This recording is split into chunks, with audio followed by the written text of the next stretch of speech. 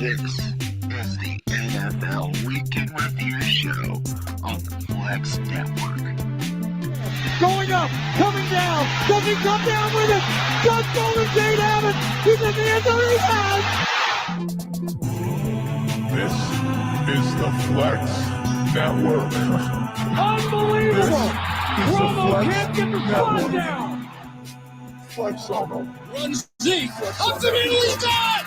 Zeke's gone, goodbye Zeke! Touchdown! Short yardage, pinched in, the dogs got out! Flex on them. Branding in the gun, third and 8, crowd making noise, Manning 5 steps, here comes the run, Taco's got it! That's an Eli Taco. Oh, low snap, he picks it up, he looks, he stands, he rushes. Oh, he's up the middle. He's running up the middle, and boom! Ladies and gentlemen, the Flex Network is here once again. The regular season has ended, and we're here to talk about it all. Get ready to get into the wild card round of the NFL playoffs in this strange 2020/2021 football season. Things are going crazy today in this country, but we're not talking about that.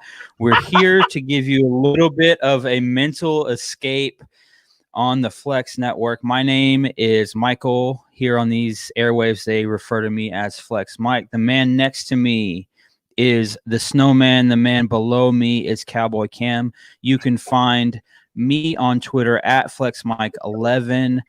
The SnowMan is at AJS Dead Snow on Twitter. And Cowboy Cam, of course, is Cowboy Cam11 on Twitter. Snow, how's it going, my man? It is going good, guys. It is wild card weekend. One of the best times of all for playoffs. It's gonna be so good. Can't wait. Okay, Cam, how are you doing, man? I know your boys have been eliminated officially, and that's fine. But you can still look forward to some football, watch some football, and maybe have a little bit of a rooting interest, maybe not. But look here, this is how my Cowboys got me. with a little whiskey in the cup, okay.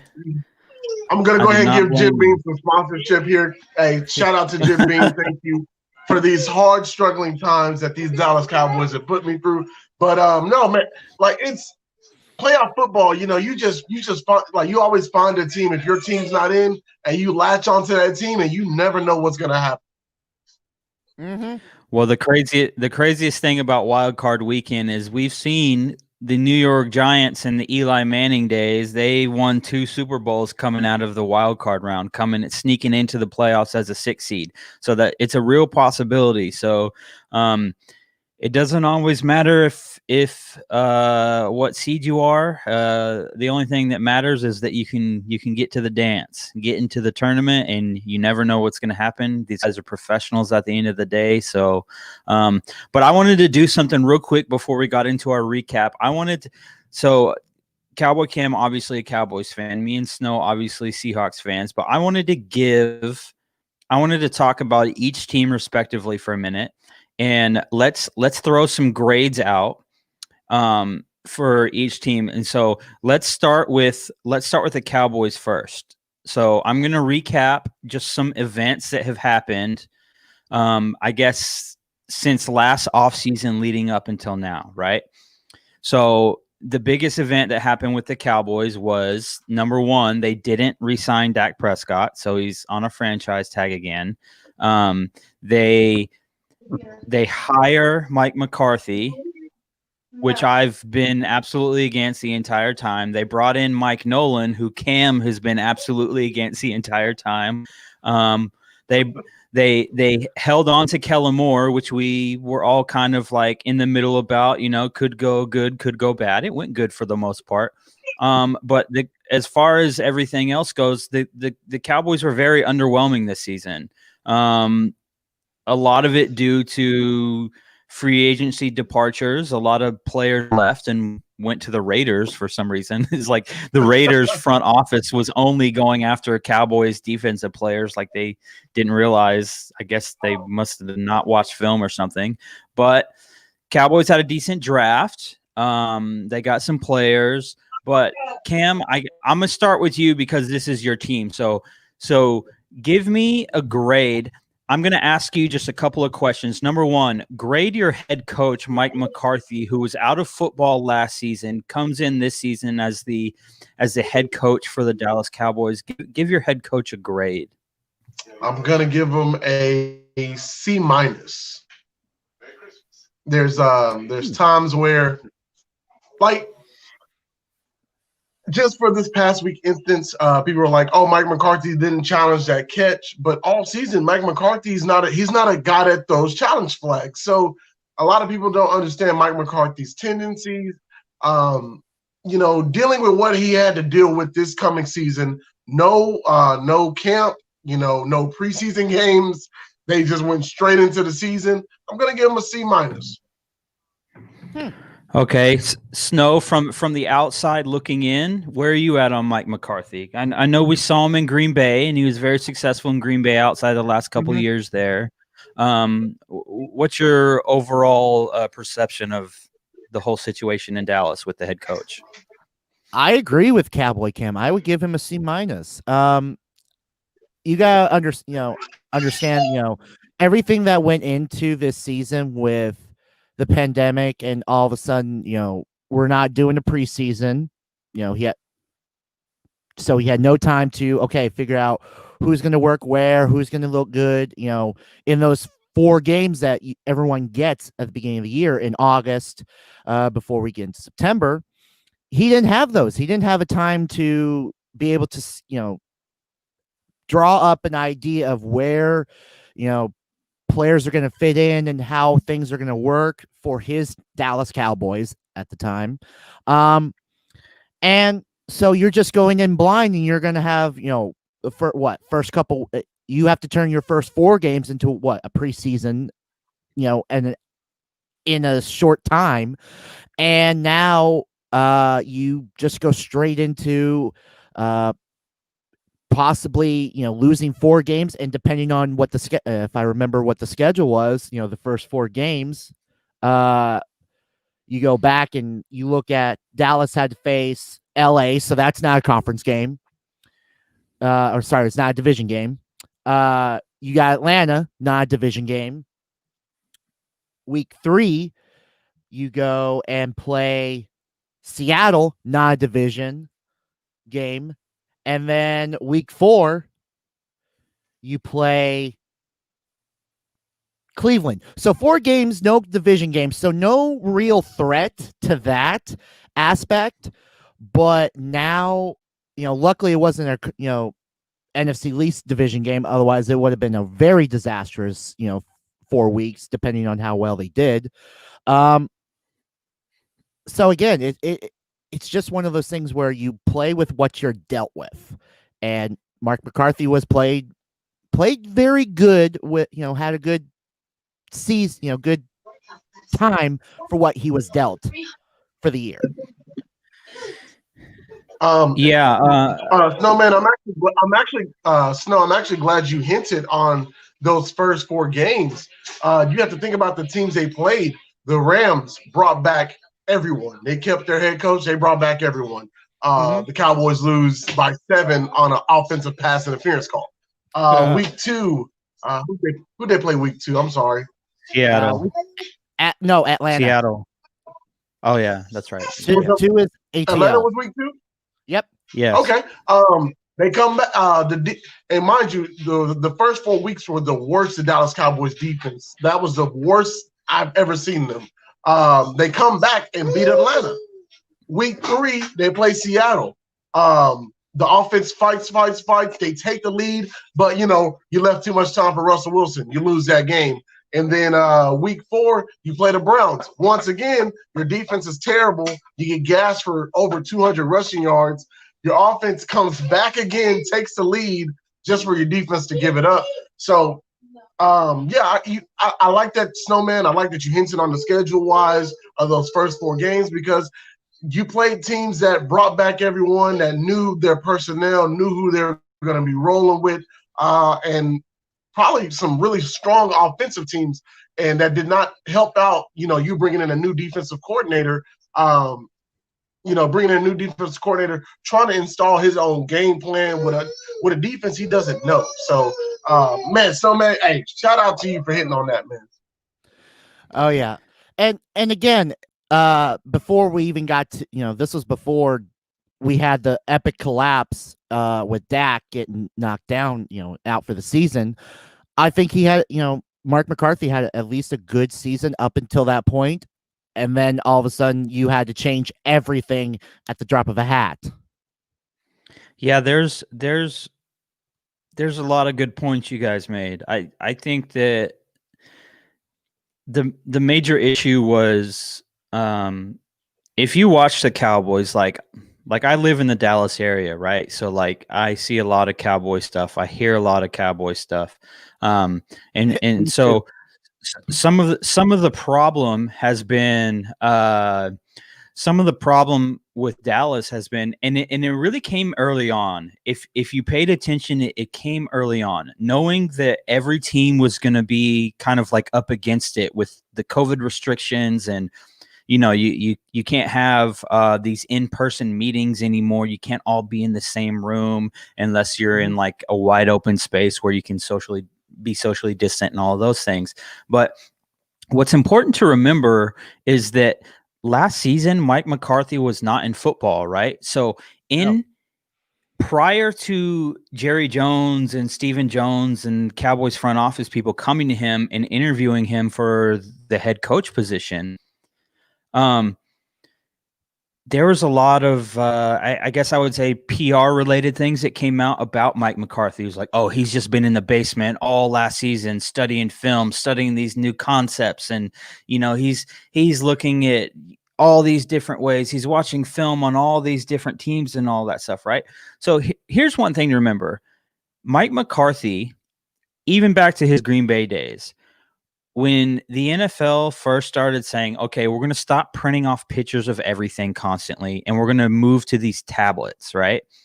Mike McCarthy, there were two coaches in the NFL who were just beyond against it. It was Mike McCarthy and it was Bill Belichick, who you've seen Bill Belichick just throwing that tablet on the sideline because he's sick and tired of it. He doesn't know how to use it. But something that's important to remember is early on, when we saw Mike McCarthy, you could tell that he was a little bit challenged when it came to technology. You know how I know? If you remember the NFL draft, you remember all these GMs and coaches being on camera, like whatever station you were watching the draft on, it was showing these coaches and these GMs on camera, right? And so what do you remember about Mike McCarthy? You remember that he was just like so up close and personal with the webcam that he was using. It was like right up on his face.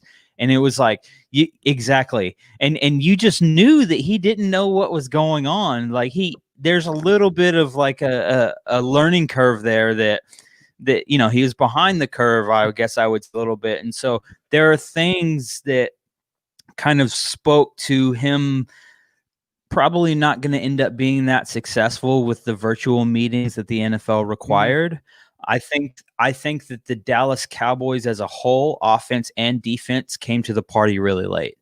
I think that by the time the Seahawks were 5-0, the Cowboys were in a position where they said, oh, our regular season just started, because they were finally having that time together. Granted, they still weren't good after week 5, but what I'm saying is they were more of themselves, as opposed to being, like Cam said, the first 4 weeks of the season, the defense was just as awful as it's been all season. That was their worst stretch for them. And so there's a lot of things that I don't like about Mike McCarthy. I've always thought that he's had the benefit of having Aaron Rodgers, and he really proved it when they couldn't even use Dak Prescott the right way. He had no idea. Dak Prescott had to go out there and be like, okay, now that we're losing by 28, let me throw for 500 yards this game to try and catch us up. and then they lose by 7 or 9 or something like that because they were down by so much. But I'm right there with you. C- goes to McCarthy as a whole. I think he's lucky that he has Jerry Jones who believes in him, because on a different team he would be fired after this year and they wouldn't even think twice about it. He's lucky to be in Dallas as opposed to other places. Boy, you hit that right on. You hit that right on the money. The only reason I gave him a C- is because when they played Pittsburgh and they played, the tougher strength of their schedule, they showed up. Like the Cowboys showed up. With a third string quarterback, they played Pittsburgh all the way to the end. So I have to give them kudos. They finished the season strong with a bunch of backups. So hey, C-, but he has to come. He has to come with it next season. Yeah, and here's the thing that with Mark McCarthy, if I'm wrong, then I'm wrong with this whole thought. But I believe that Mike McCarthy and Bill Belichick, I would say, are the last of the old generation coaches right now that are still in the NFL right now. And that's why, the whole technical, they don't, you see Belichick throwing the tablet. He's, he doesn't like it. And I get what you're saying. Everything, but I get what you're saying, but I disagree with it. Of, doing things a certain way and now having to integrate, more of the technology, and now having the webcam to be your, a meeting place. And you're hearing Mike McCarthy, being up this close and like, can you see me? Can you see me? So that's just my thought with that whole thing. Yeah, I wouldn't say that they're the last of the coaches. I think they're the last two coaches that have refused to evolve. I mean, because let's not get it twisted. Pete Carroll's the oldest coach in the NFL right now, right? You got guys like Andy Reid, who comes from that old school system. But the guys that you're talking about are the two guys who have refused to evolve. They have not learned. Okay. They have not tried to. No, I get what you're saying. They are from. They're not adapting, right? But I can make an argument that Bill Belichick should not have to adapt.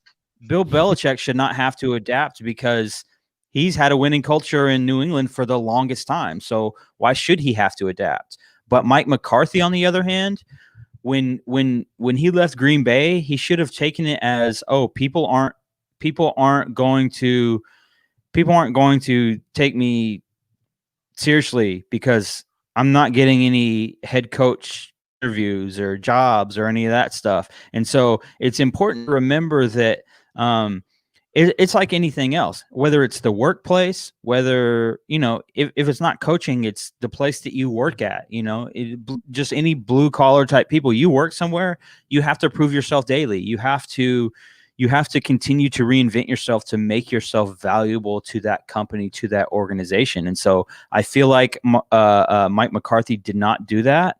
Bill Belichick didn't do it either, but his formula was working for a really long time. So, I mean, he had Tom Brady, but it is what it is. But the thing with, because you said Pete Carroll, I think Pete Carroll can get the pass on that, age-wise, because he has adapted. He coming from, he was in the he was in NFL. He was with New England before they got Belichick. He was with the Jets. He left to go to USC. I'm like, USC, and create that whole dynasty down there. And then he comes up here, and now it's in the transitional period for the technology and everything. Now he's come back to NFL, and now he has adapted very well. So I'm just saying with, because you said Pete Carroll, with the age-wise, that's why I was like, I had to throw that in there. And because Alex Torres, putting out there Pete Carroll, Andy Reid, and Mike Tomlin. So Mike Tomlin is not an old coach by any means. If you remember, Mike Tomlin was on the coaching staff for the Minnesota Vikings back when Brett Favre was there, and they had Adrian Peterson in his prime. They had They had all types of guys over there. They had Chester Taylor. I missed that team. They had Bernard Berry, they had Vasante Shenko. They had a great defensive line. They had the two Williams brothers in the tackle spots on the D line, and then you had Jared Allen, and you had a young Everson Griffin on the other side. Like you're talking about teams that were.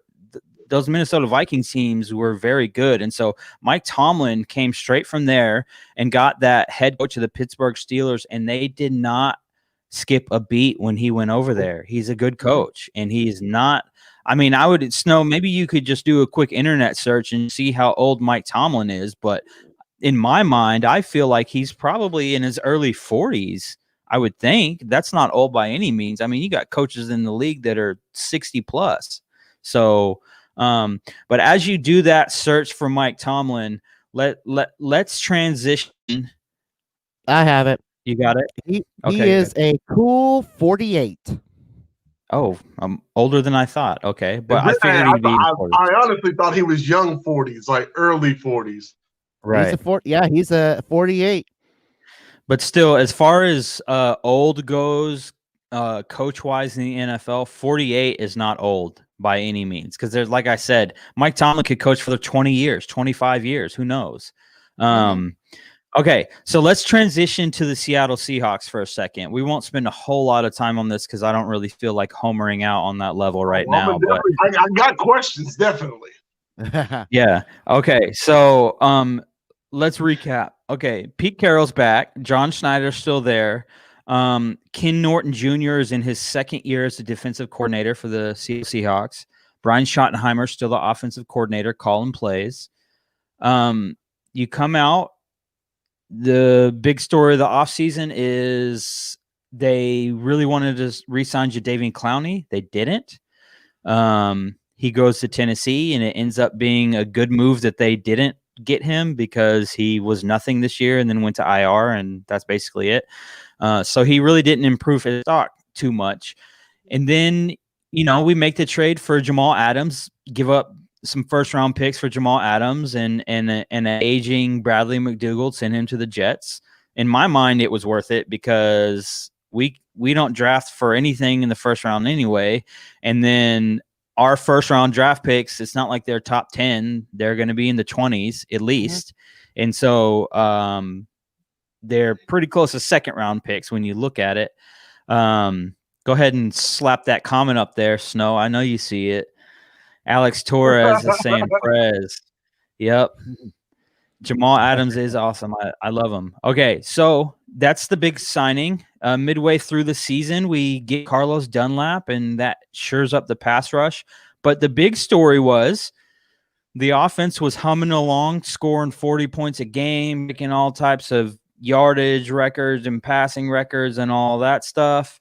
And the defense was doing the opposite in the opposite direction, was giving up the league's worst amount of yards and all that stuff. And then Seattle turns it around. But the problem with that is they turn it around on the defense, and the defense is turning into one of those teams that's not really letting a lot of people score, kind of like old school Seahawks defense a little bit, averaging about 16 points a game allowed, which is pretty good. But they had done so much damage leading up or in the first half of the season that they struggled to kind of get out of the basement as far as that goes. But they were playing a lot better. They were getting a lot of sacks with the addition of Carlos Dunlap. Some of the young guys on the D line were getting healthier and were contributing and all of those things. And so, Snow, my question to you is, don't give me a head coach grade because it's a little bit different because he's not just a head coach. He runs a lot of football operation type things. Give the overall team a grade. I would say a B+. To be perfectly quite honest, I would say a B+. If both the offense and the defense were on a one-track mind, in sync, they were going on the straight and narrow, and it was a dominant, first half, and maybe even a second half to where the offense is chugging along. You got Russell just running and gunning. The defense is just holding it down. And, of course, Russ cooking. And the defense just, that impervious line right there. And maybe giving up a couple points here and there, but not doing what they did in the first half of the season. And, maybe losing losing close games or maybe just getting blown out in one aspect. But yeah, this is a B plus for what they did this year. I mean, to go, have offense work, defense, taking a break, or vice versa. Defense is working and offense takes a break and not work. So yeah, that's just my opinion. Okay, I'm more like right on the solid B mark. I like the solid B because we won the division. The way that I could give the Seahawks an A is if they were to get the number 1 seed, which they did not. Alex Torres says, I'm a Cowboys fan during the regular season, Seahawks fan postseason, because we know Cowboys ain't going to no postseason. That's funny. Alex, but anyway, cut that out, Alex. Yeah. He's a Cowboys fan. He's allowed to take jabs at his own team. So, hey, Mike, I have just one question actually about your Seahawks. Okay. What grade do you give Ken Norton Jr. After the Carlos Dunlap trade?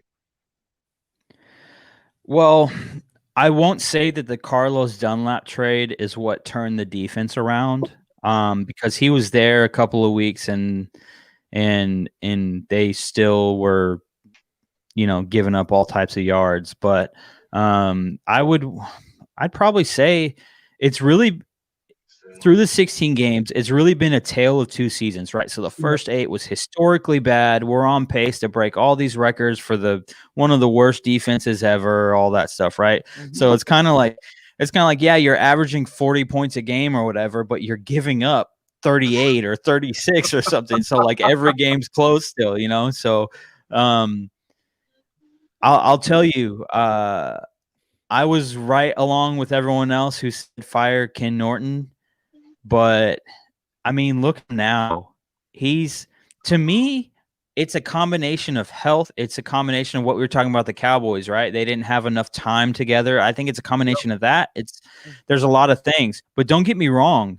If they keep him and then he comes back next season and he's just awful again, the defense isn't good, then I mean, you got to let him go. But I don't think that's Pete Carroll or John Snyder's style to fire a coach midseason. They'd rather just ride it out and then wait till the end and then get rid of him. But Cam, you kind of mentioned that you had some questions. Was that the only question you had? Yeah, that was really the only question. I wanted to dig into, Russell Wilson's little dry spell, but I mean, it's football. It happens. Like, a lot of fans are like, oh, Russell fell off a cliff and things like that. But, it's football. It's bound to happen. Your offense can only be hot for so long. Mm-hmm. Right. People like to pile on Dak Prescott for last season when, the offense was hot. And then later down the road, they had a hard time scoring points. And I was just like, well, you have a first-year offensive coordinator where a lot of these coaches are picking up on his tendencies, picking up on his play calls and things of that nature. So you can't expect the offense to just roll all season long. So, no, that was really my only question, was mostly the defense-wise. After the Carlos Dunlap trade, I've been really impressed with the Seattle Seahawks. Not only I know the offense isn't scoring as many points, but you guys are still winning these football games no matter who the opponent is, and that's really the critical thing, is just win the game.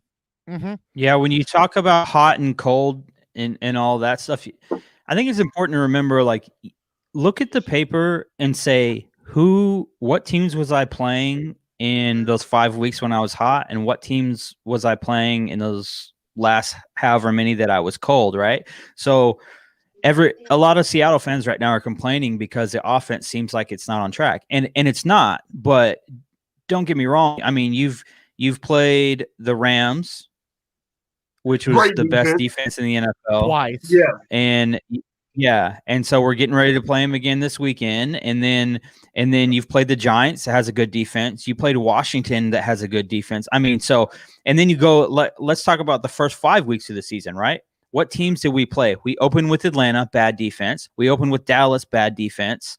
Or we didn't open, but week 2 or whatever, whenever it was, we played Dallas. Who else did we play? Snow, I know you have it right there. Those first 5 weeks. I have We played everything. Minnesota. I mean, week 1 was Atlanta. Week 2, we were the Sunday night game against the Pats. Week which 3, we've already talked about all season, Cam. Went blow for blow with New England. Mm-hmm. I understand that, but I'm saying all their players opted out for COVID. So it's like they don't even have their starting. The only guy that they have that's really a starter was Stephon Gilmore, and DK basically turned him into a baby. Like he mocked them. Yeah.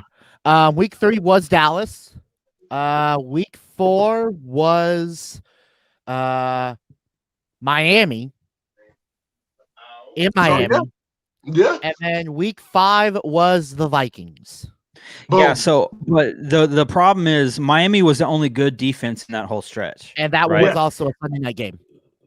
Yeah, and so I think when you start to talk about, this guy's he's in a funk or this guy's on fire right now, you have to look at the level of the defenses that they're playing.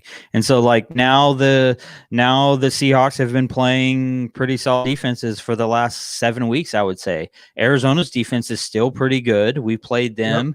Yep. We played the Rams, we played the Giants, we played Washington. I mean, there's other teams in there. And we're getting ready to play the Rams again this weekend. So it's important to remember that and not just be so bare with it to the point where we say, oh, he's in a funk or, oh, he's on fire and all that stuff. People are so quick to write people off or give them the MVP in a matter of, within 10 days. They're just ready to give it all away. And so it's important to remember that.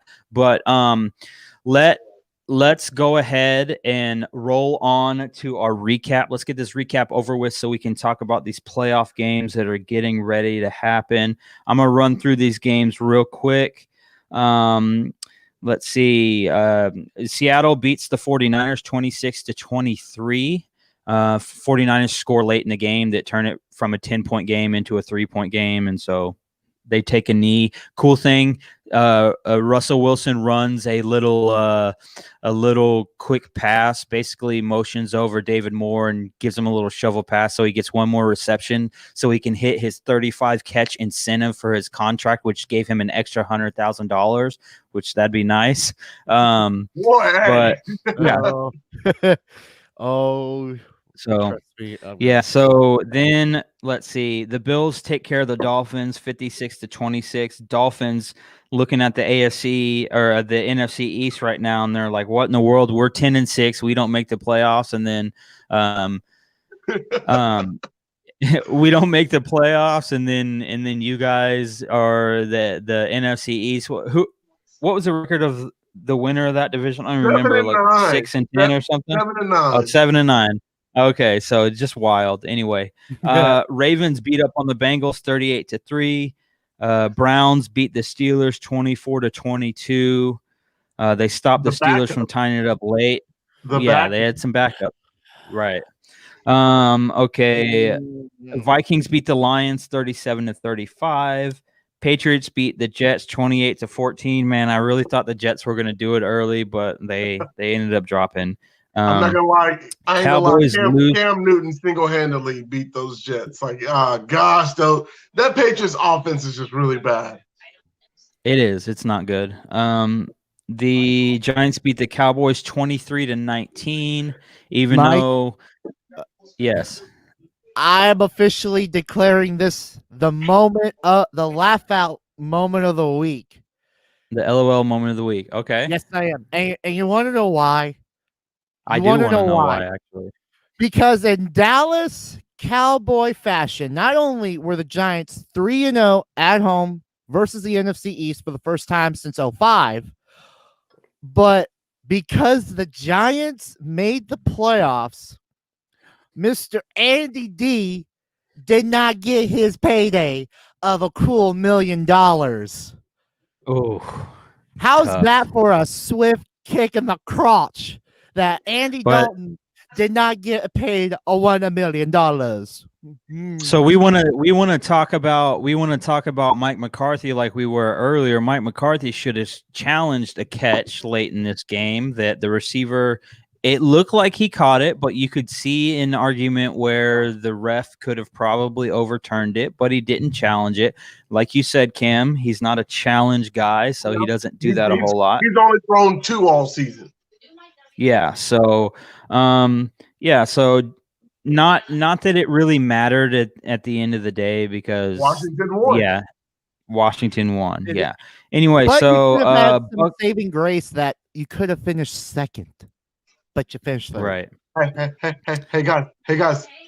I got a top 10 draft pick. Yeah. 10, baby. We're sitting at pick 10. So you could have had 5. He'll trade you could have had 5. Hey, Mike, don't remind me. Don't remind me, dog. Yeah. Hey, Mike. Okay. Anyway. Don't worry. He'll trade that pick away. Oh yeah. Oh yes. If go out of the first round. Yeah, if there's a quarterback sitting there, I really believe the Cowboys are trading way back. So hopefully these quarterbacks don't go too fast. Yeah, we'll see. Okay. Buccaneers take care of the Falcons 44-27. Packers beat the Bears 35-16 in a must-win game for the Bears to get into the playoffs. They didn't win, but they still got in. More to come later on that. Raiders beat the Broncos 32-31 in the most AFC West type game I've ever seen in my life. Jags dropped to the Colts 28-14.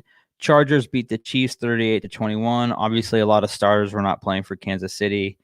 Rams beat the Cardinals 18-7. Saints beat the Panthers 33-7. Derrick Henry and the Titans taking on the Houston Texans 41-38. They beat the Texans. Derrick Henry is going into that game needing 200+ yards to get to 2,000. He still got it. He's Mr. 2,000. Ridiculous. And like we talked about earlier, Washington beat the Philadelphia Eagles 20-14 with a lot of controversy because old Dougie Peterson benched Jalen Hurts when it mattered the most in a 3-point game. And a lot of people were very upset about that. Time out. You go first. Yeah, you go first. Offsides. Okay. How is it? Number one, how is this so controversial? No, and let me explain. Let me get this out there. Number one, the Eagles were not in contention for a playoff spot. They were gone the previous week. They were out by Christmas. So it's not, controversial in that aspect. Is like Eagles were not playing for anything. They had nothing on the line. They had no say in what was going to happen in the NFC least playoff besides either giving Washington the title or giving it to the Giants. So that was the only thing that, Eagles had to play for was to either give it to the whatchamacallits or to the Giants. And I'm pretty sure Dallas or Giants were, fans were pissed off that, that's the only controversial reason is because they didn't give it to them. So I don't know why that it had to be that controversial. It's called playing the game. And obviously if Hurts is not doing that well, put him on the bench and let our backup get in there because obviously Carson was not playing. So that's it. I'm glad you hinted on that because literally the week before, Doug Peterson said in his press conference, Nate Sudfeld is gonna play. So I don't know why people are like, oh, Nate Sudfeld's in the game. Why? Well, he already said Nate Sudfeld was going to play. The Eagles already sat 8 starters, injured 8 of them. So, and they weren't playing for anything. Like, if they win that game, they drop to like pick number 9. They're picking right before the Dallas Cowboys. Instead, they got pick 6. So with a chance to get a quarterback. I don't want to go into. I don't feel like doing Carson Wentz talk right now, but we'll wait till after Super Bowl to do draft stuff. But he's so soft. Carson Wentz is so soft. But yeah, no, Doug Pete. Once again, I give utmost respect to Doug Peterson. I think he's a really good coach, really fine coach. He stuck to what he said. Nate Sudfeld was going to see the field. They had a chance to win the game. Didn't happen. Oh well, they played hard. You can't say that they didn't coach. Like, they coached to win. They put Nate Sudfeld in the game, and they almost pulled out a victory. So Giants fans, do better. Because even if the Cowboys would have won and the Washington football team wins, I would have said the same thing. Hey, Cowboys, do better. You shouldn't be in that situation, where you have to depend on someone else's help. So hey, kudos to Washington for their victory. Ron Rivera deserves it. That's a damn good coach. Damn good coach. Yeah, that was just so crazy to think. And again, think about this. Of course, Wentz is sitting down, so he's inactive for the game. So now you have a chance to look at potentially your backup for next season. If they, obviously Jalen's going to be your franchise quarterback, depending on what they do in the draft this upcoming season. If we're gonna look, see what they're gonna get, if they're gonna go quarterback or are they gonna go for something else that they need. So again, it's a potential look at your second backup or your third string that with what happened down with the Washington game this past week. So yeah, all I'm going to say about that whole situation is, like, if I'm I saw on Twitter, a lot of New York Giants players were crying about this or that. Saquon Barkley was mad. Eli Manning was mad. Slayton was mad. All these different players are mad, and they're saying, "Oh, I can't believe they did that," and all that stuff. But here's what everyone needs to know, dog. If you're 6-10. Shut up. Like Cam said, if you are 6-10, you have not earned the right to complain. When you put your fate in someone else's hands, that this team needs to lose, that team needs to win, these two teams need to tie, and then I'm in. That's dumb. You need to sit down. You need to go somewhere. At the end of the day, you're 6-10. I'll say that for the Cowboys. I'll save it for Washington. I'll say it for anyone I need to say it to that's in that position. Nope. You do not deserve to complain. You did nothing. You're 6-10. You're awful. You're just lucky that the other 3 teams in the division were just as awful as you. Because we've seen it plenty of times in other divisions where there's a team that's 6-10 and the other teams are 3 or 4 games better than them. And so, at the end of the day, you can't complain. You did it to yourself. It's self-inflicted. And so it is what it is. But let's go ahead. Why they are the NFC least division. Yep. And if I'm the Cowboys, I'm looking at it. I'm like, man, kind of glad we didn't win that division, because now when we win the division again, we can say, hey, we won it with a record of 11-5, 12-4, 10-6, whatever, as opposed to 6-10.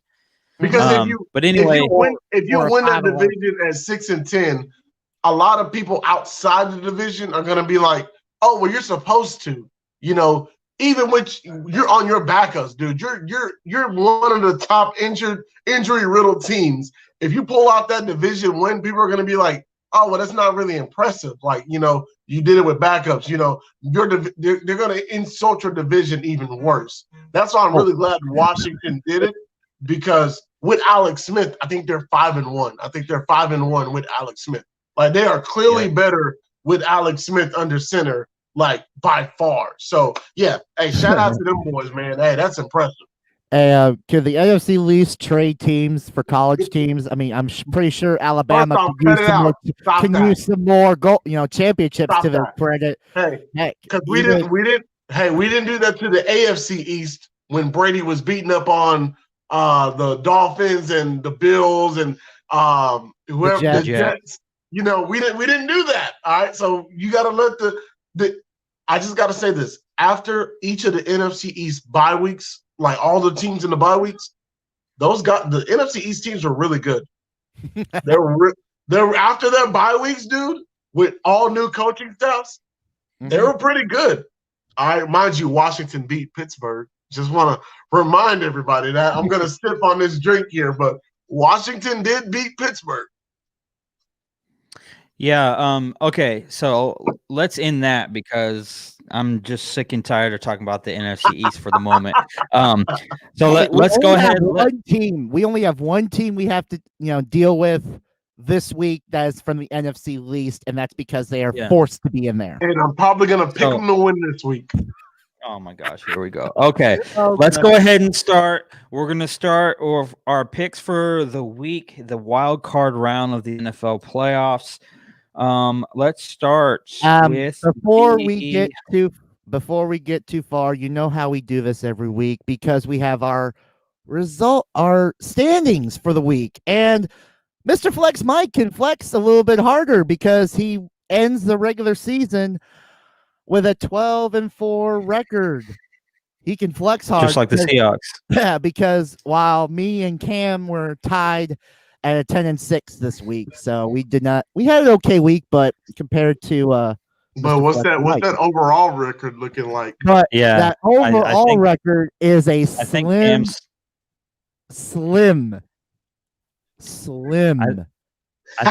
still ahead on that up one. by 2.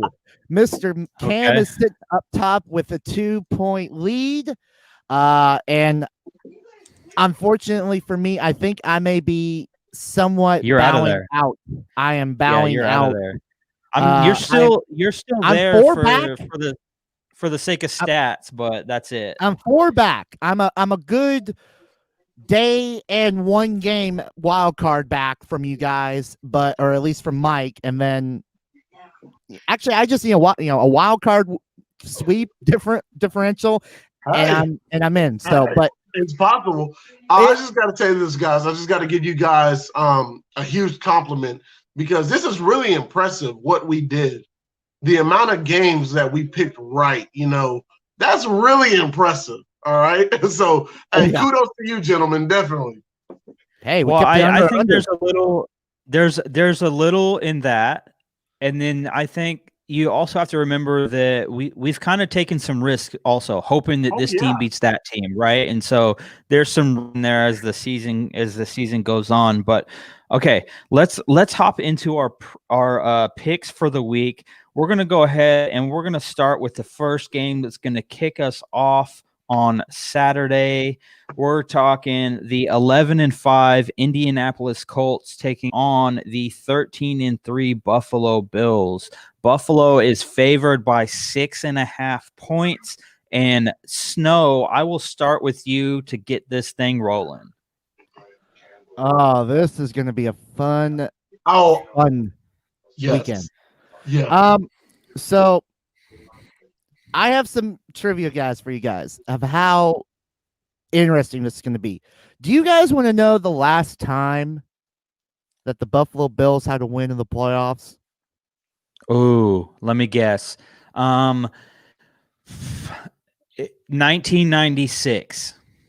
Ooh, very close. Mr. Cam, or when he, if he gets, Cam, get back in frame for a moment. Yeah. Guess when Buffalo Bills won their last playoff game. You want me to guess? When was the last time? When was the last time? I guess 1996. I think it's 94. I think it's 1994. Oh, so close to the both of you. You were 1 year off for the both of you. 1995 was the last time that they won a playoff game in the wild card. Wow. 95 wild card. And of course, Buffalo, the second high, has the number 2 seed. This is their highest seed since 93. And that was the last time that they made it to the Super Bowl in their 4 straight Super Bowl losses.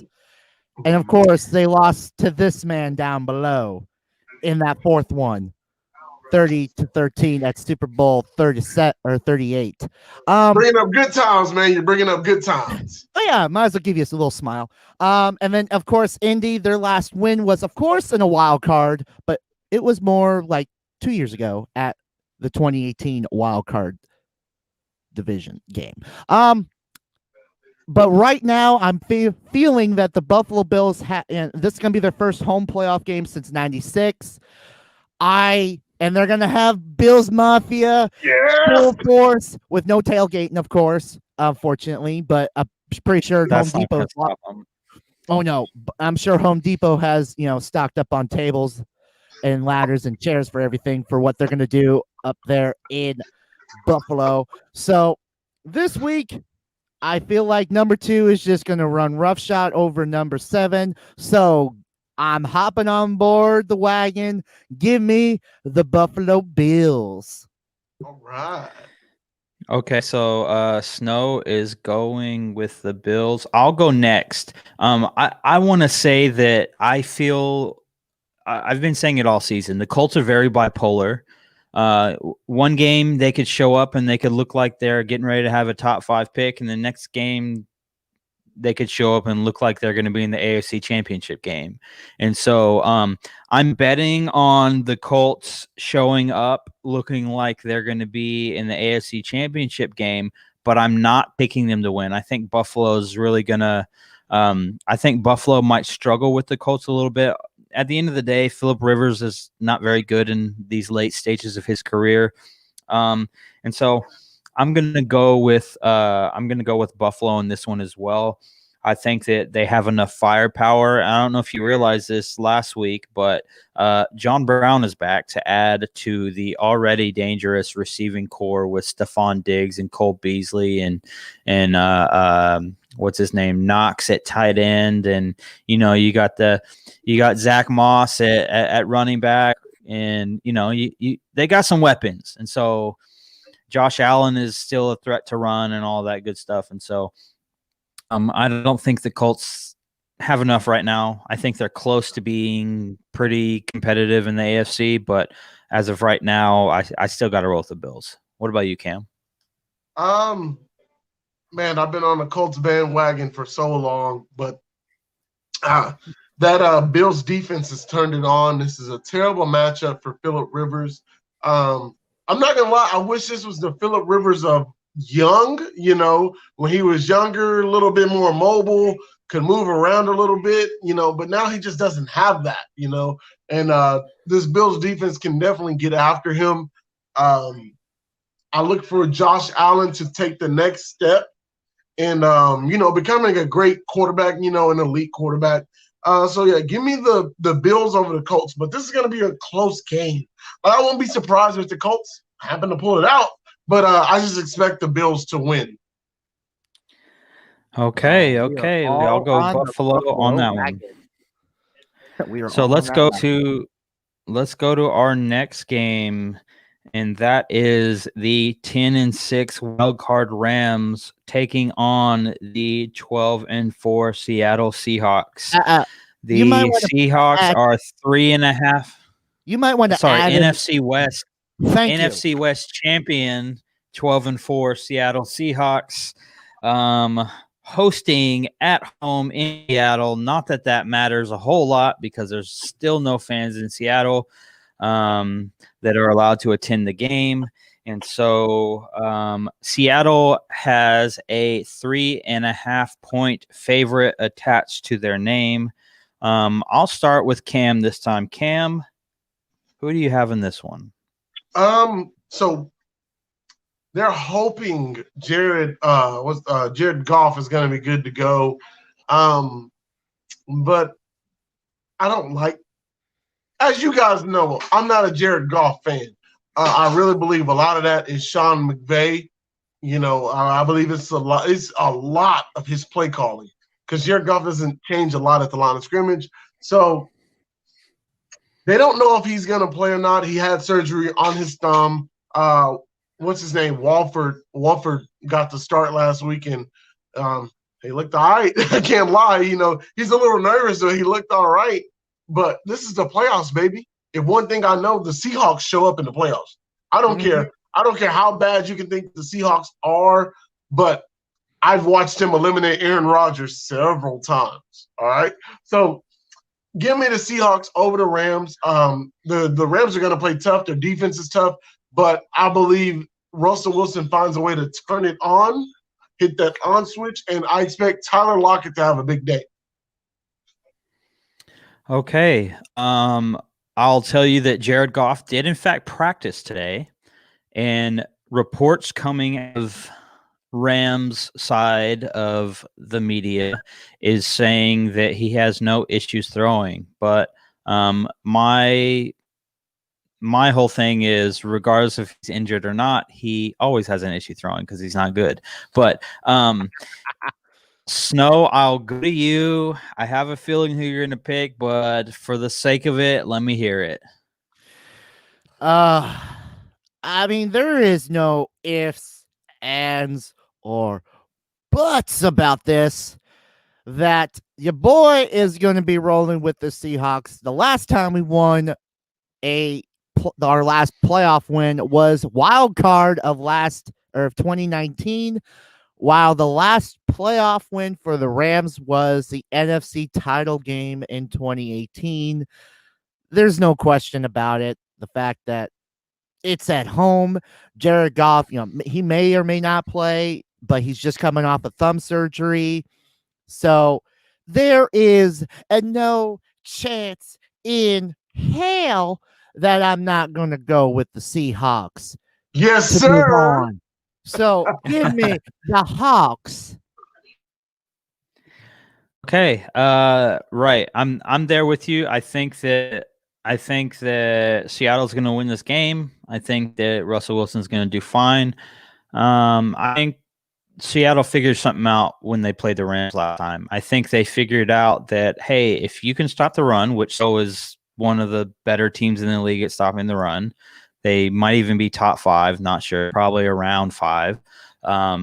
And then if you can stop the play action game is something that the Rams live off of. And if they can't play action, if you can shut that down or get some pressure on Goff, which is what they did in week 15, then you can beat the Rams. And Seattle played the Rams in week 15, beat them 20-9. Week 14, Snow, is that where we're at? 15 was we played whatchamacallits. 14 we played the Rams. The Giants. No, 14 was the Giants. No. Or the Jets. The Jets. Well, then it was. I don't remember, but we played them late in the season because we wrapped up the division by beating them.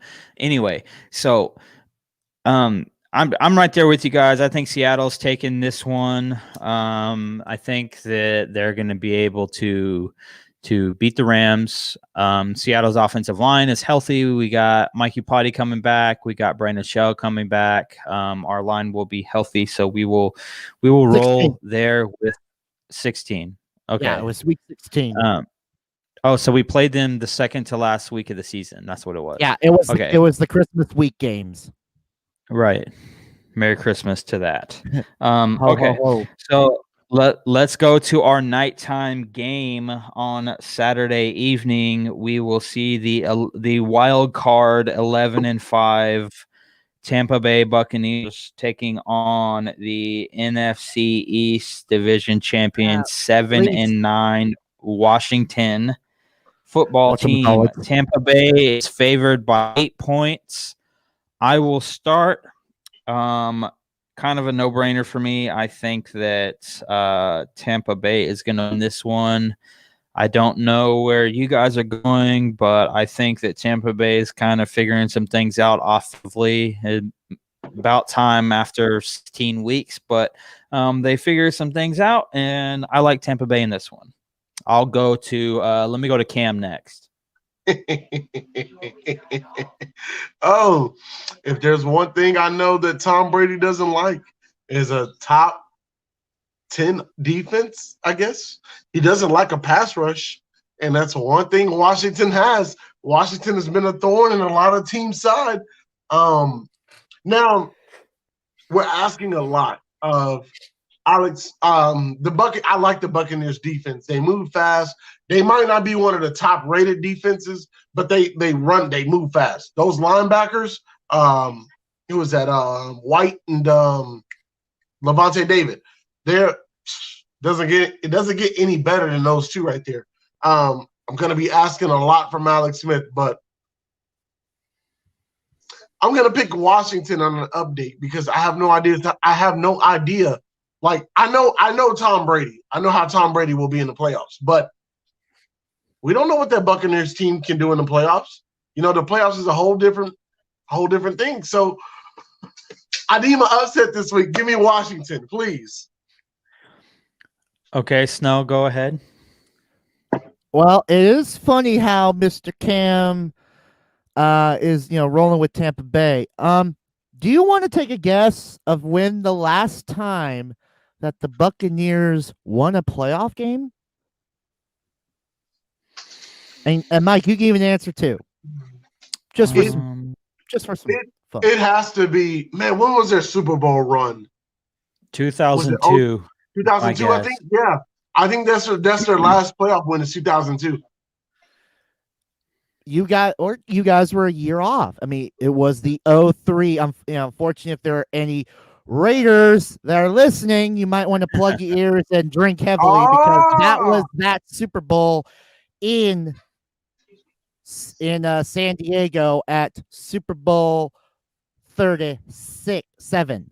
Hey, wait, is that hold on, wait, are you saying that's the 2002-2003 season or? Yeah, it was the 2003. We're right. Hold on, wait, we're technically right. Hold on, wait. Yeah, you're technically right because it was 2002 going into 2003 because it was okay, I got you.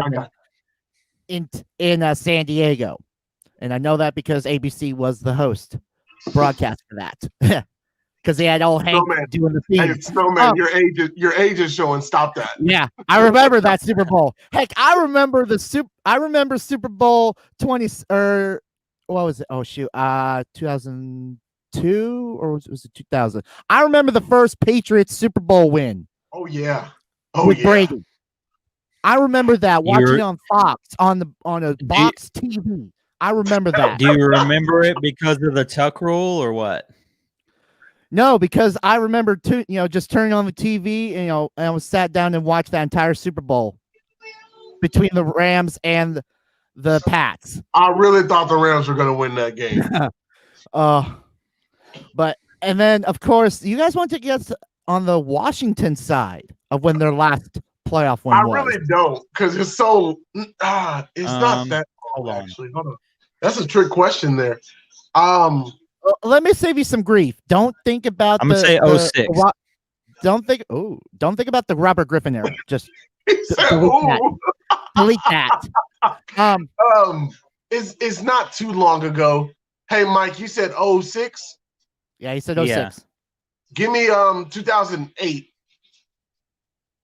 Mike was closer. It was 05 wild card against the Bucks.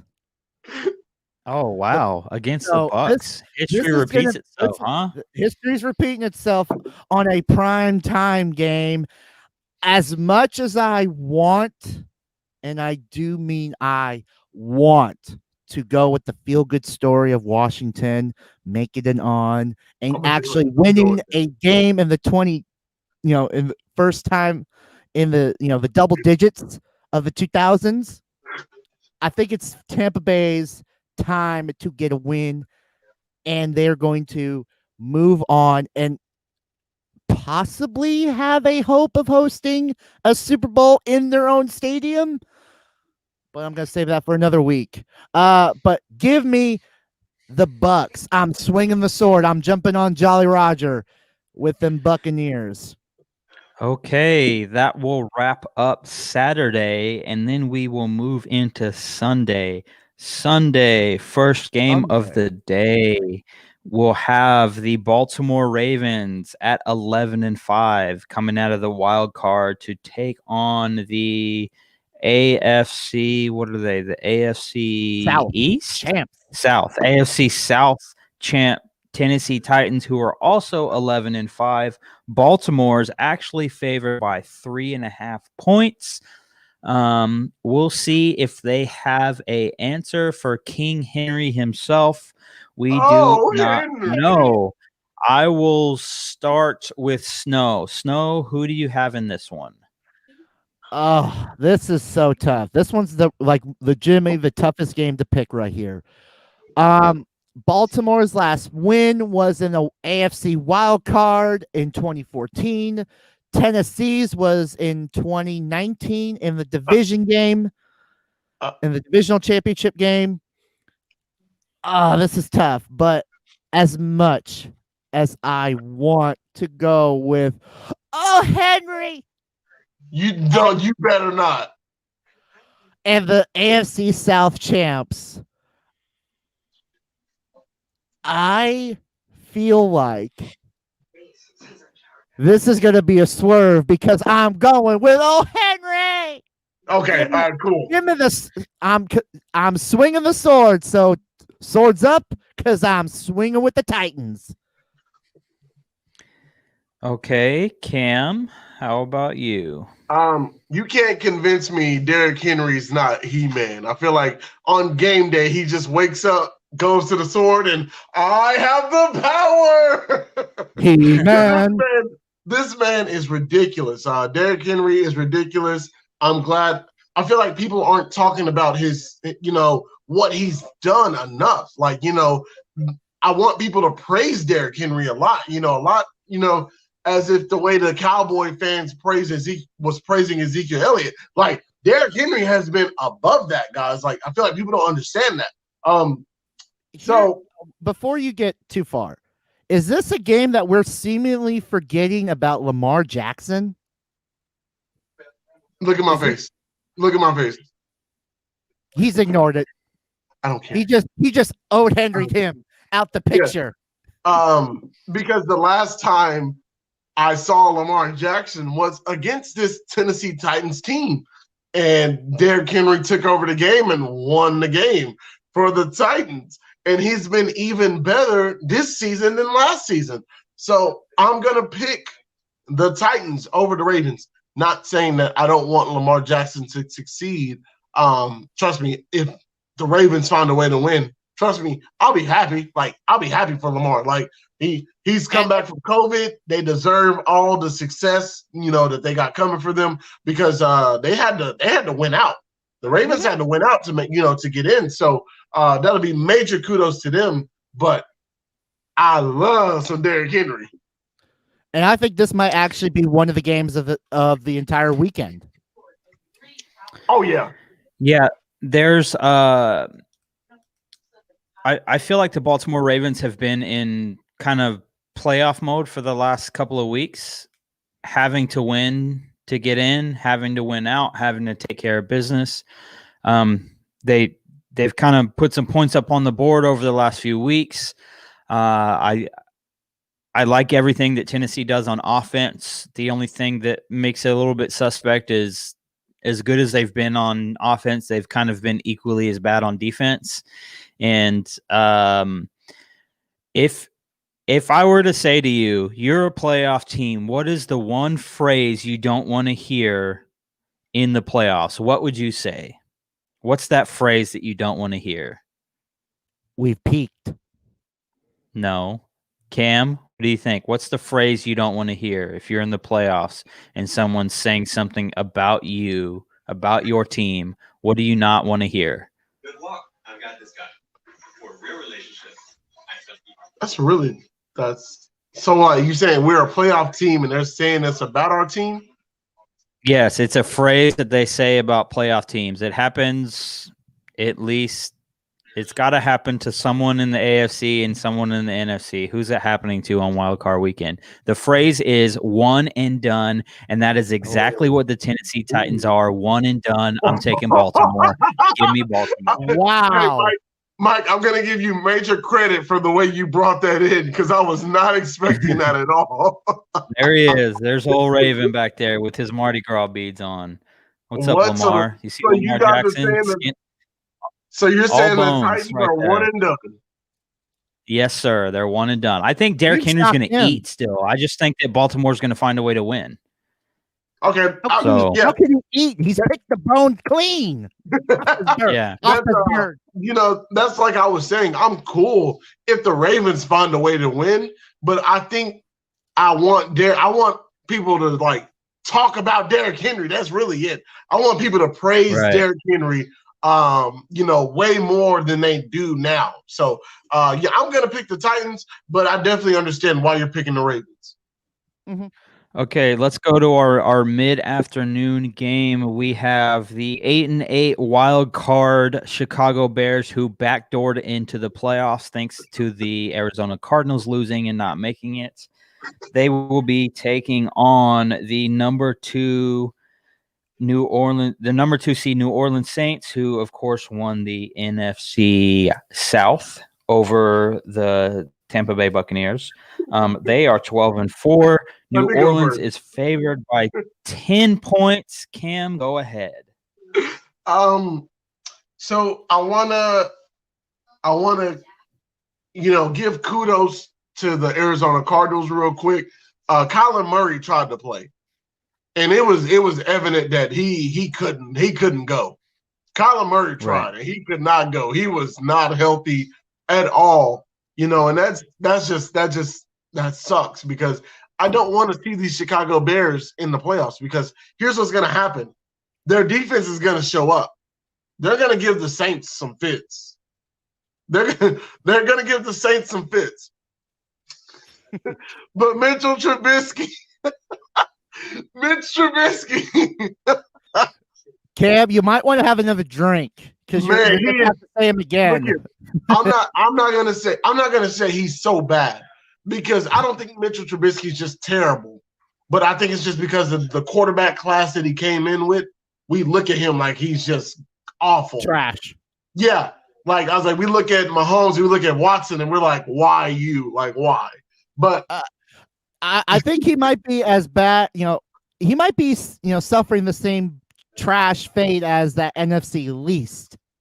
basically, he beats up fire. He beats up. You'll see Trubisky beat up on a bad team, and you'll be like, "Oh, look, he can ball."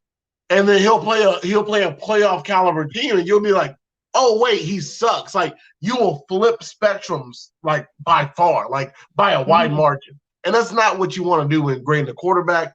So I'm gonna take the Saints here, but I'm saying the game is gonna be close. Like Khalil Mack's gonna show up. That Chicago Bears defense is going to show up. You're going to say this during the game. You're going to be like, damn, if the Chicago Bears had a quarterback, they would be a Super Bowl caliber type team. But just due to that fact that they're missing that, well, and they're also missing a kind of a run game a little bit. I don't like their offensive line.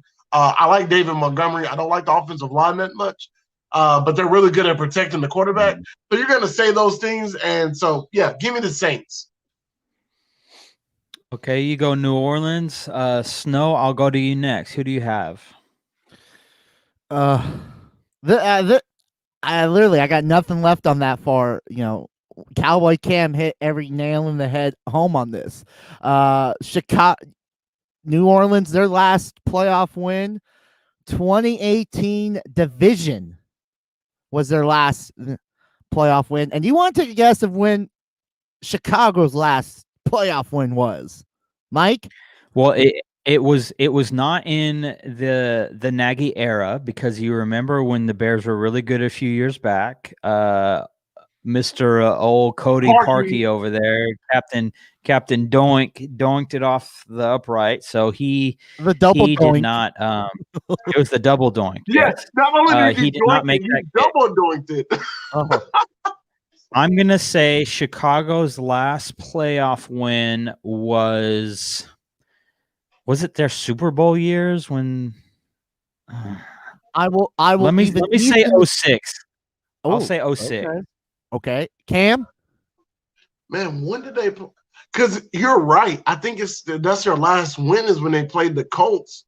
I can't remember what year that is though. I thought that one might have been 08, 2008 season. I think. Just throw a number. No, I was still in high school, so there's no way when that Super Bowl took place. That's When why they I'm played the saying Colts? 06. Yes, I'm Huh. saying 06. You're not that much older than me. So I'll say I'm 2007. 32 years old, dude. I'm only 30. Damn, I'm only Okay. really? 31. Hold on, wait a minute. I'm only 30. Okay, Look, I'm go gonna ahead, Snow. ignore Mike, and I'm gonna say their last playoff win was 2007. You guys were close. It was the 2010 NFC division game that their last win was. Who the hell did they beat? Who the hell? They let me get up here. Because that's a Jay Cutler era. Who the hell did they beat? Well, they could have had Brandon Marshall.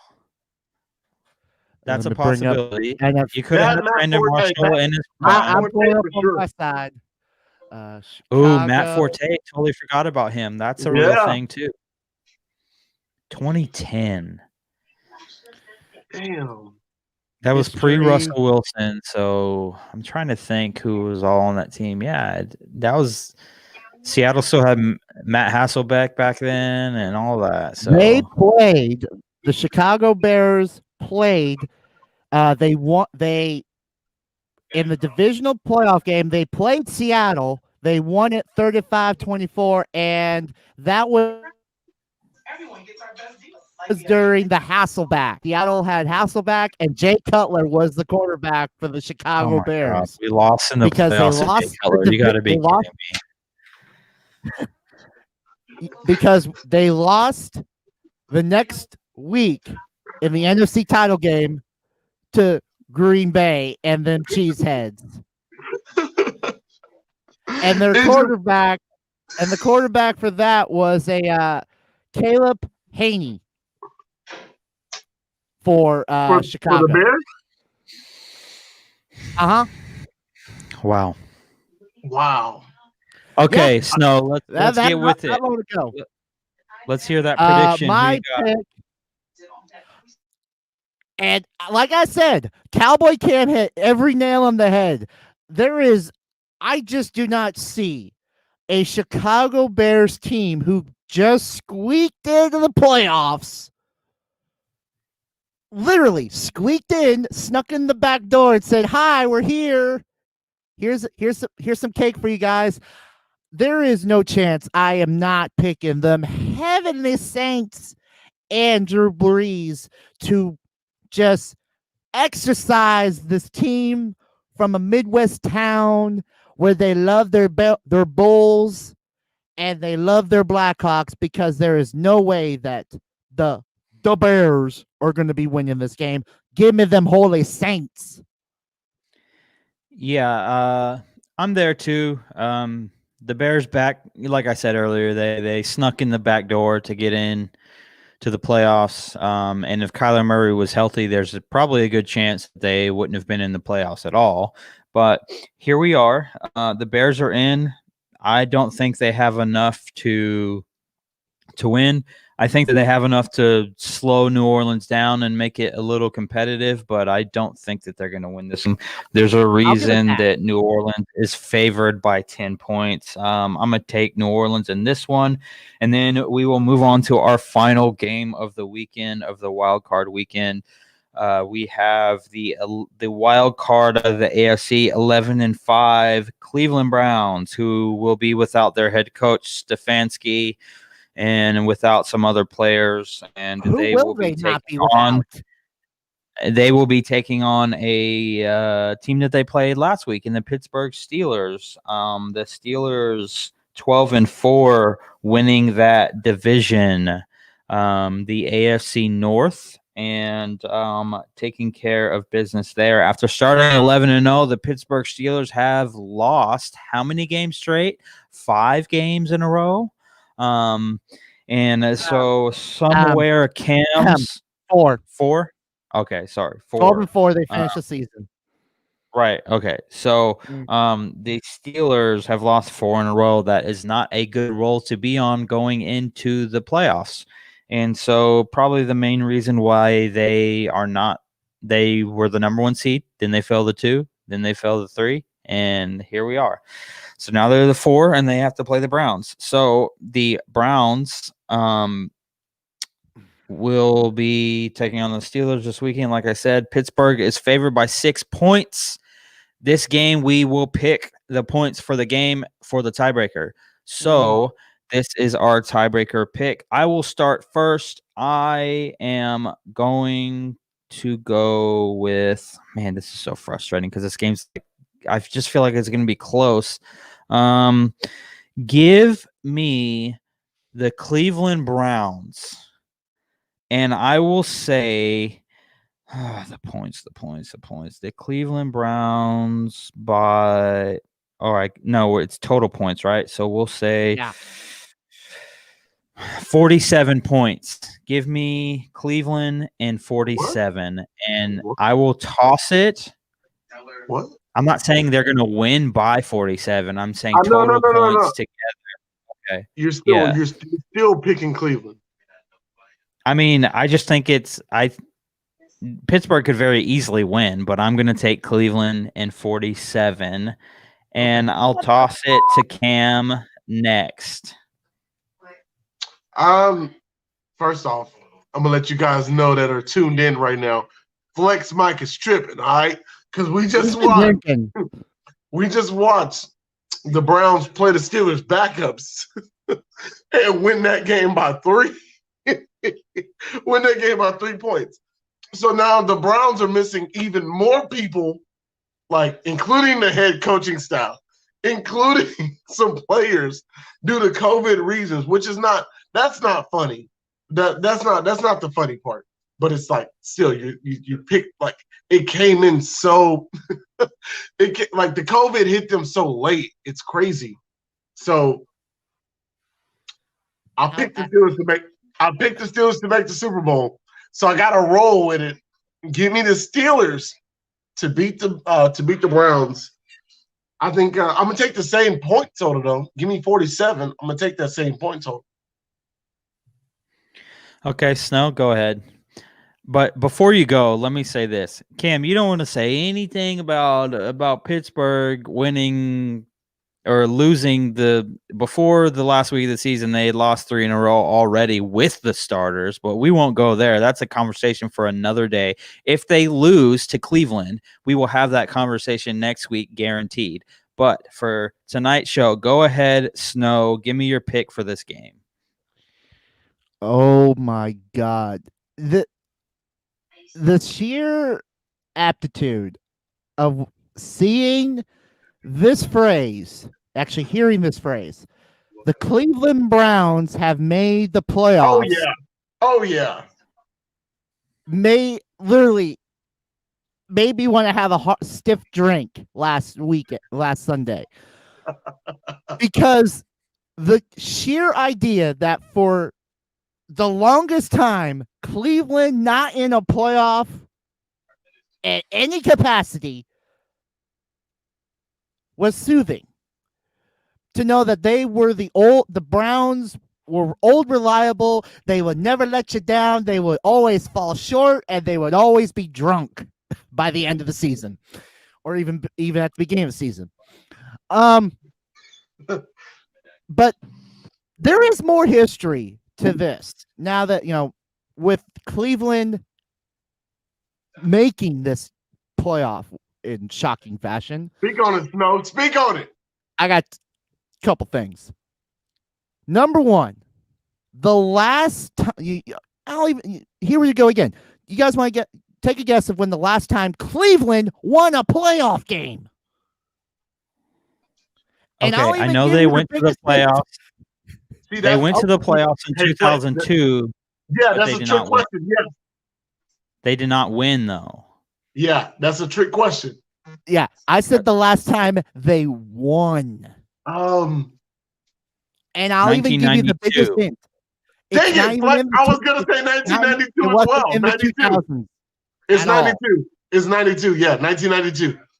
Nope, you both were off 2 years. They last won in the 1994 AFC wild card. Who they beating that? That was a really good 1992 team, by the way. That's why I picked them. Cleveland Browns. They last. I have to go through, slowly. It's like, come on. Well, gotta love websites now. History 1994.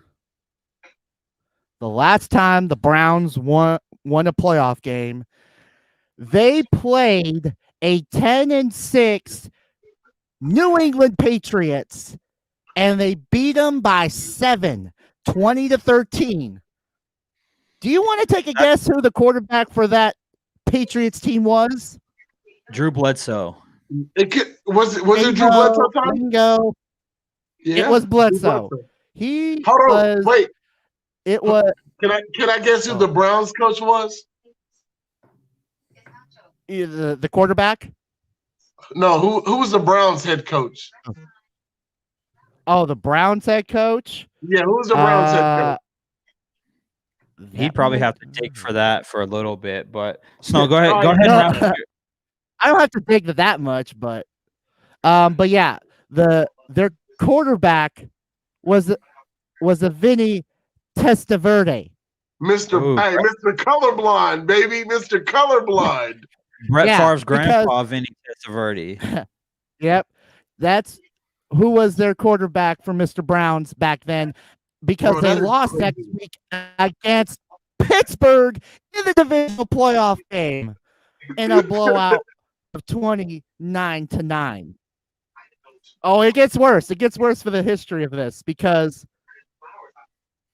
the last time they met in the playoff, Cleveland's last time that they've been in the playoffs, or that they were in the playoffs, was in 2002, 19 years ago, 6,941 days ago, and it was against Pittsburgh. The last time the Browns were in the playoffs was 2002. Hey, Flex Mike, there's a lot of history. There's a lot of history repeating this year. Yeah. Oh, shockingly and surprisingly. And Pitt won that game by 3, 36-33. And Pitt's, you're talking about the quarterbacks back then. You had, for Pittsburgh, you had Tommy Maddox and Cordell Stewart. What? Ooh. Cleveland, Cordell. Yeah. Cleveland had Tim Couch and Kelly Holcomb. I'm not gonna lie, I was a Tim Couch fan. I liked Couch. All right. So this is some serious history, and of course, Pittsburgh, their last win in the playoffs was in the 2016 divisional game. So this is some serious history, and you're having it as your primetime game. Gotta love it. You can't beat it, baby. It's NFL playoffs. You can't beat this, kind of luck, especially in a COVID year. But with that being said, and everything that has been swirling around, there is no chance I'm not picking the Pittsburgh Steelers to win this game. Cleveland making the playoffs, even if with the COVID and everything going on, making the playoffs, shocking as it is, and just, oh my God. And now that I feel like last week, Cleveland got lucky, and I think it was the NFL gods just giving them a present of, okay, you have suffered enough, my young child. Here is a free pass. Here is a gift. The number 6 seed into the playoffs. But then reality just came back and just slapped them right back to, down to earth into what they should have been and out of the playoffs with COVID stricken, unfortunately. But I am going with the Pittsburgh Steelers to win this game. And just for the sheer funny blowout that I'm going to pick, give me a total score just for pure ironic funniness in this whole thing between these two teams. Give me a total score of 38. 38. Oh, wow, that's kind of low. Well, I he feel thinks like it's going to be a Pittsburgh is blowout. gonna blow So out. he thinks Pittsburgh is going to win 35-3, probably. Nah, That's probably what he's thinking. No. I'm thinking it's gonna be like it was back in '94, 29-9. Okay. Okay. So that is it for our games of the week. So we will obviously watch on Saturday and Sunday and see how all that unfolds. We are the Flex Network. You can find us on Twitter at the Flex Network 1 on Twitter. You can find us on YouTube, the Flex Network. You can find us on Facebook, the Flex Network. The Flex Network wrestling account on Twitter at FlexNet_PW Elite, which will be live on that Twitter account. It'll be live on Facebook. It'll be live on YouTube. It's all going to be going down tomorrow night. SnowMan will be doing his live show talking some wrestling. And he's got plenty of things to talk about. Cowboy Cam, you can find him on Twitter at Cowboy Cam 11. You could search him up on Facebook. Just look for the Cowboy Cam page there. I am Flex Mike. You can find me at Flex Mike 11 on Twitter. That's where I am talking a little bit of football news here and there. Find me on the main Flex Network page on Facebook also, kind of doing that thing there. So we appreciate you guys joining us. If this is your first time joining us, give our page a like, a subscribe. Subscribe to our podcasts on all of the podcasting platforms, Spotify, Apple, all those different places. We are on all of the platforms. So until next week, I'm Flex Mike. That's a SnowMan. That's Cowboy Cam. We will catch you guys later. Peace out.